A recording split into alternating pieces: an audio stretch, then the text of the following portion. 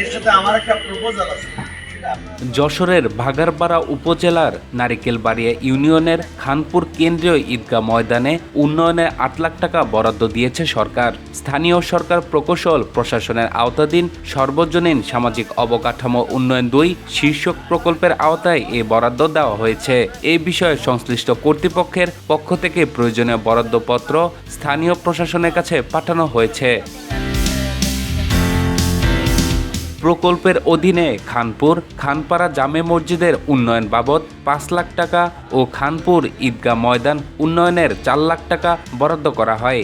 বরাদ্দ সংক্রান্ত কাগজপত্র গ্রহণের সময় উপস্থিত ছিলেন খানপুর ঈদগাহ কমিটির সভাপতি হাজী মতিউর রহমান, সহসভাপতি হাজী AHM আজিজুল ইসলাম, কোষাধ্যক্ষ মাস্টার লিয়াকত আলী, ইউপি সদস্য ফেরদৌস খান সোহাগ, আরাফাত রহমান জুয়েল, মাস্টার আনারুল ইসলাম সহ অন্যান্য স্থানীয় ব্যক্তিবর্গ।